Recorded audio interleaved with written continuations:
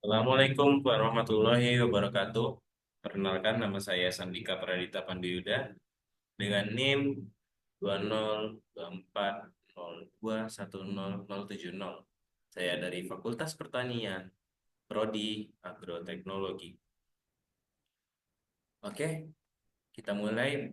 Pertama-tama itu saya ini ingin membahas penerapan pupuk yang efektif pada padi. Ini berdasarkan makalah saya Tugas Bahasa Indonesia.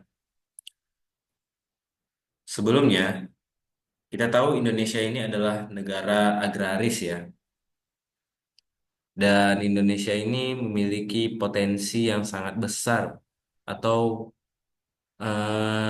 sektor pertanian ini merupakan sektor terpenting bagi Indonesia, yang mana sebagai kita tahu Indonesia merupakan negara yang agraris. Dan dalam pertanian kita tahu adalah ada pupuk.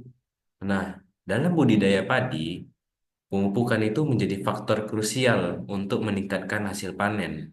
Namun, penerapan pupuk yang tidak tepat dapat berdampak negatif pada produktivitas tanah dan lingkungan.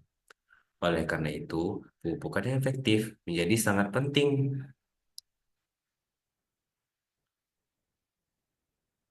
Dan latar belakangnya,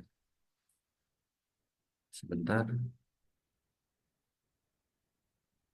latar belakangnya, eh, Indonesia ini merupakan eh, sektor pertanian terbesar ya, tetapi produktivitasnya itu seringkali pemupukan yang tepat.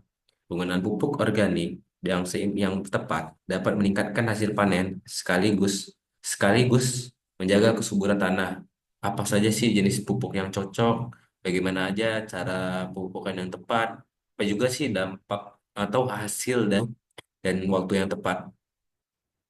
Nah, pupuk sebelumnya kita tuh harus tahu pupuk itu adalah nutrisi atau unsur hara yang diberikan pada tanaman. Dan padi yang mana kita tahu sangat terpenting di dunia, menjadi sumber makanan pokok bagi lebih dari setengah populasi global. Dan bahan organik ini merupakan bahan yang bisa didaur ulang, kayak pupuk organik. Contohnya dia pupuk yang bisa digunakan atau diolah kembali. Maksudnya sampah barang dari alam yang bisa diolah kembali untuk digunakan kembali untuk alam gitu.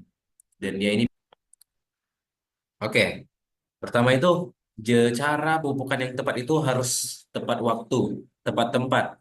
Dan tepat waktu ini maksudnya sesuai fase pertumbuhan tanaman. Dan yang kedua itu tepat tempat. Jadi pupuk itu harus dekat akar tanaman.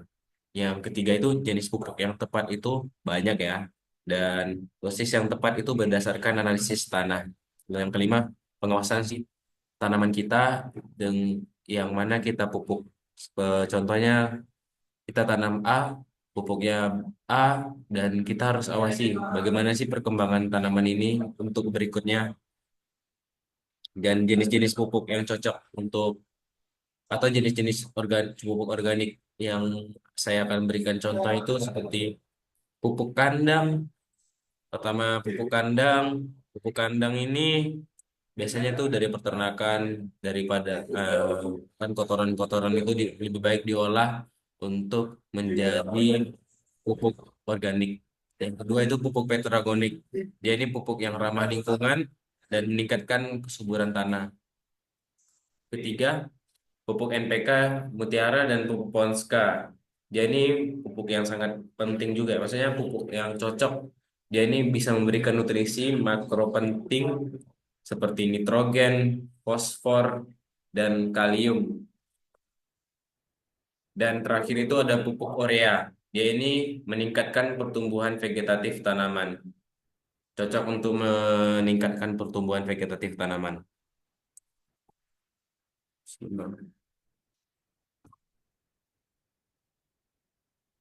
Apa sih dampak-dampak yang atau hasil dari pemupukan tanaman? Dia ini bisa menjaga kesuburan dan dan tanah ya. Dan dia ini cocok soalnya pupuknya ini berasal dari bahan-bahan yang organik, jadi ramah lingkungan. Dan dia ini bisa menjadi apa ya? arah kita untuk meningkatkan pertanian berkelanjutan karena selain ramah alam juga dia ini hemat biaya. Dia berasal dari barang-barang yang ada di sekitar kita seperti sampah rumah tangga, kayak sayur-sayuran atau daunan-dedaunan gitu bisa dijadikan pupuk. Oke, kesimpulannya penerapan pemupukan yang efektif itu sangat penting untuk meningkatkan produktivitas padi. Dengan menggunakan pupuk organik dan secara bidak, kita dapat mendukung pertanian yang berkelanjutan sekaligus juga menjaga lingkungan. Sekian, terima kasih. Assalamualaikum warahmatullahi wabarakatuh.